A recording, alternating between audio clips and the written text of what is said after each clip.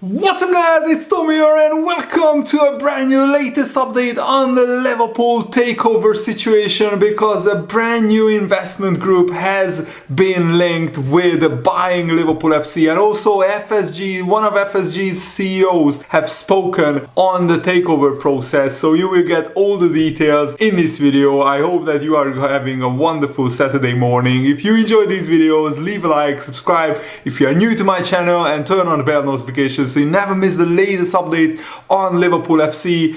And the latest investment group who is interested in buying Liverpool is Blitzer Sports and Entertainment. And in this video I will go into all the details that you need to know about these potential investors. And Sam Kennedy, who is the CEO of Boston Red Sox and he is an FSG partner, he has provided an update on the process, which is being managed by FSG's president Mike Gordon. There has been a lot of interest, he said, from numerous potential partners considering investment into Liverpool. It is early days in terms of exploring possibilities for a possible new investment. Mike Gordon has done an extraordinary job of leading the club for the past decade. He will be taking a step back from that role, and Liverpool CEO Billy Hogan will be taking on more responsibility. Billy is someone who is particularly proud, who we are particularly proud in the Red Sox front office. He grew up in our organization. Great companies grow by adding value to their business. One way to increase that value from time to time is to sell assets or add investors. Does that mean FSG is going to sell Liverpool? I do not know. It's John Henry's, Tom Werner's and Mike Gordon's job to responsibly run FSG, and they felt this was an ideal time to explore possible opportunities for investment into the club. So he's saying this because if there is a potential buyer who wants to buy a Liverpool Football Club, they want them to see FSG in a position of power and in a power for negotiating position. But I think FSG are going to sell Liverpool Football Club. It's very difficult to put a time frame on when that will happen, because this is a huge sale. This is their biggest asset. Liverpool Football Club is worth around 3.5-4 billion pounds. So there is a lot of negotiations that need to happen. And he also confirmed that FSG are interested in other investments. He said, "We have over the years expressed interest in making investments in other sports, including the NBA. Nothing is imminent as it relates to expansion. The league has not determined what it's going to do on that front." So FSG are interested in an NBA expansion team, potentially in the Las Vegas area as well. They are potentially looking to buy an NFL team. So they are looking at a lot of investment opportunities, and they need to sell Liverpool to further expand in the USA, either in the NBA or the NFL. And Ben Jacobs, who is a journalist who covers this Liverpool sale process, he tweeted that Blitzer Sports and Entertainment are a genuine suitor. They are genuinely interested in buying Liverpool, and since trying for Chelsea, they have remained on the market for a huge global football club and a global brand. This isn't great news for Crystal Palace, because they have an 18% minority stake in Crystal Palace, but Crystal Palace didn't present any roadblocks during the Chelsea FC sale tender. So if they end up buying Liverpool, they probably have to sell their, stake in Crystal Palace, because I don't think you can own two Premier League clubs, or at least part of two Premier League clubs in the same league. FSG expect Liverpool to sell for close to $1 billion more than Chelsea, although their fourth valuation is even higher. Chelsea was sold for about 2.5 or $3 billion, and that would put a sale price in today's market at $3.7 billion, 3.1 billion pounds because of inflation. And FSG have specifically used Chelsea's sale as a yardstick to measure how much Liverpool are worth, how much they are going for. So apparently, according to Ben Jacobs, Chelsea sold for around $3.1 billion at the time, which equated to 2.3 billion pounds, but now it would only be $2.7 billion, and that's the number Liverpool are set to use to be used to some extent, judging their value against. The expectations from those familiar with the process is offers of $3 billion and above will be seriously entertained and considered by FSG, but the growing volume of interest should result in a higher sale price if a chosen bidder is selected. A full sale is by no means certain, but it's very likely. FSG don't just want the right price, but the right investment group as well. So a lot will depend on not just the offer, but the plan from the investment group that buys Liverpool. What are their plans going forward for Liverpool FC? So they are going to vet the different investment groups against each other and what their interests and what their plans are for Liverpool Football Club moving forward. And some Liverpool fans are already saying that they don't want American owners because they cannot compete with the likes of Man City, Newcastle, Paris Saint-Germain.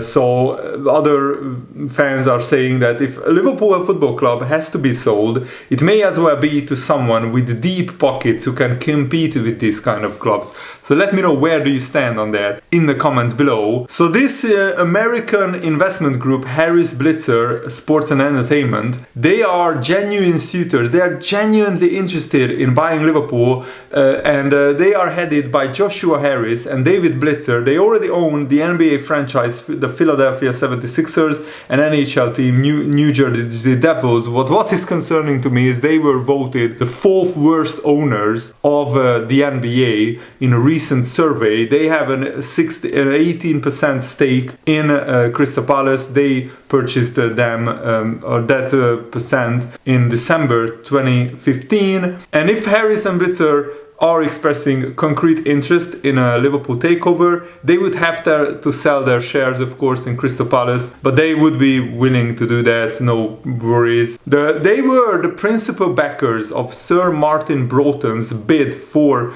buying Chelsea FC in May, before a Todd Bowley-led consortium bought Chelsea. And after that failed takeover, Blitzer has admitted that he has, of course, love for Crystal Palace, but this investment group couldn't pass up the opportunity to purchase a global huge brand like Chelsea, and they are still looking to purchase a global brand like Liverpool as well. This is what he said at a Sportico Invest conference in New York in October. At the end of the day, I love Crystal Palace, and people who know me will know I love Crystal Palace, but there are a handful of teams, a handful of brands out there in the world on a global basis, and Chelsea is one of them. The opportunity to invest in that particular situation with a very small number of people, frankly, given it was a complicated situation, we were comfortable giving that our best shot. We would have had to divest our interest in Crystal Palace, of course,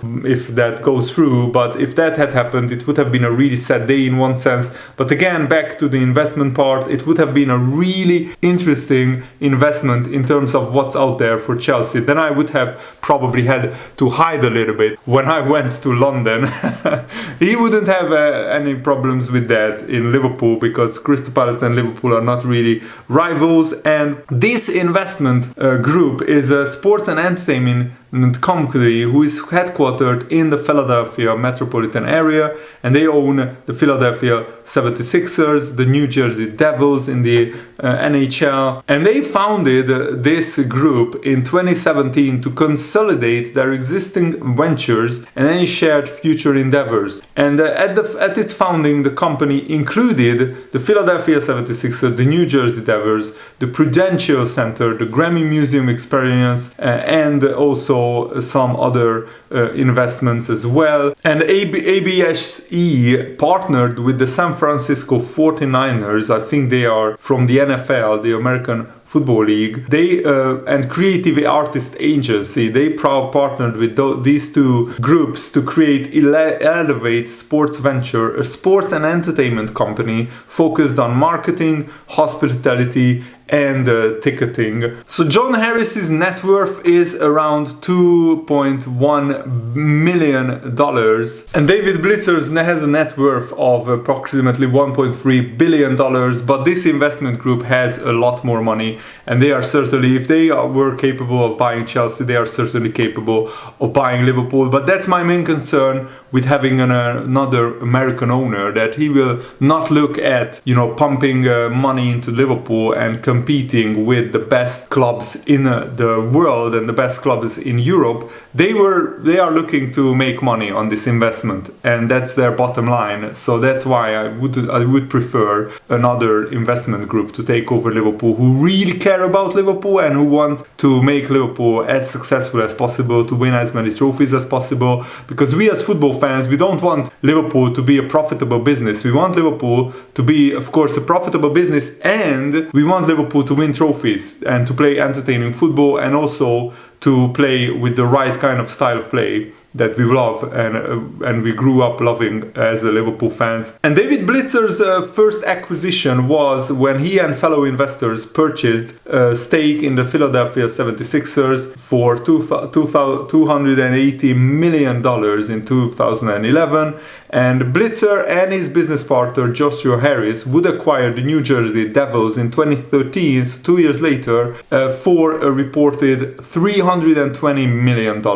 Harris and Blitzer also formed this sports and entertainment group in 2017. Their next big acquisition was Crystal Palace, and they took a controlling interest stake in the club. And also in January 2022, so in this year, Blitzer would structure a similar agreement with Ryan Smith's Entertainment Group to take a controlling interest in the MLS franchise Real Salt Lake. So they are already interested in football, and they already have a controlling stake in an MLS football club. And in June of this year, Blitzer's proposal to acquire a stake in the Cleveland Guardians was approved by the Major League Baseball Association, marking his entry into baseball. So they are branching out into a lot of different professional leagues, the NBA, the NHL, the MLB, and also the MLS. So they already have 25 to 35% stake in the Cleveland Guardians, but now they are becoming the majority shareholder in that club. Blitzer acquired his wealth as a private equity investor through his investments in various sports franchises. So he's at least experienced, or they are at least experienced in owning a sports team, but I'm not sure how much money they would have to really back Liverpool into, investing properly into their playing squad. So let me know, where do you stand on the potential Liverpool owners? Who do you want to own Liverpool Football Club in the future? Let me know in the comments below. I would love to hear from you. And also, Nottingham Forest are watching and scouting Ben Doak, and they are interested in taking him on loan, but I would only loan Ben Doak out if he was promised regular playing time. So at least, start some games and coming on as a substitute regularly, because if he was only going to sit on the bench for Crystal Palace, then I would not loan him out, because it's better for him to develop in the Liverpool environment. And of course, Naby Keita are also of interest, has interest from two European giants, Juventus and Paris Saint-Germain. Neil Jones reports that they are both interested in not buying Naby Keita. And I think the least likely outcome is that Naby Keita gets a new contract at Liverpool. Either he goes in January, and that would be, I think, the best outcome for Liverpool, because we could sell Naby Keita for a little bit of money, or he could run down his contract and leave on a free transfer, which would be really sad, because Liverpool paid £52 million for Naby Keita. And also, how could Liverpool justify a 3 or 4 year contract extension when Naby Keita earns £6 million per year for a player who plays so infrequently, so little football? Naby Keita is almost always injured, and last season was actually his best season, where he had the most minutes, the most playing time, but this season already 35% of the season is gone, and Naby Keita has barely played. Naby Keita is averaging 23 games per season and only 14 starts. That's really, really poor. That's like a bench player usually gets at Liverpool. If it was a 19 or 20 or 21-year-old player, then that would be fine because he's still growing, developing. But Naby Keita is 27 years old. He should be at the prime of his career, getting 40 to 50 games every season at Liverpool and bossing the midfield, scoring goals, getting assists. Instead, he's on the treatment table or in the hospital recovering from an injury, which is really, really sad. Liverpool had so many big talents like Daniel Sturridge, Jamie Redknapp, Aurelio, Harry Kewell, Aquilani, who were brilliant talents, but their injuries hampered their Liverpool career massively. Naby Keita, of course, is good enough to make a difference in the second half of the season if he comes back fit after the World Cup and plays regularly. But there have been too many false dawns with Naby Keita. Is this his moment? We have asked this so many times in the last 4 seasons, and too many encouraging showings followed by an injury which takes him out for 2 weeks, 3 weeks, a month, 2 months. And if Naby Keita leaves Liverpool, there will be mixed emotions because he's one of my favorite midfielders. When he is fit and on form, he's brilliant. He's an absolutely fantastic midfielder to watch. Of course, not exactly world class, but he's almost world class and he's very, very good. But that's the problem, he hasn't been fit enough times. Same story with Alex Oxlade-Chamberlain as well. But the overriding feeling, I think, when eventually Naby Keita leaves Liverpool will be one of sadness. As Liverpool prepare for their next midfield overhaul, Naby Keita and Oxlade-Chamberlain look certain to leave Liverpool either in January or in the summer. So Liverpool will need to look at midfielders to buy. At least we need 3 midfielders in the next 2 transfer windows. Let me know if you agree or disagree. What do you think about the points that we touched on in this video? And have a lovely Saturday. Have a nice day. See you later. Goodbye.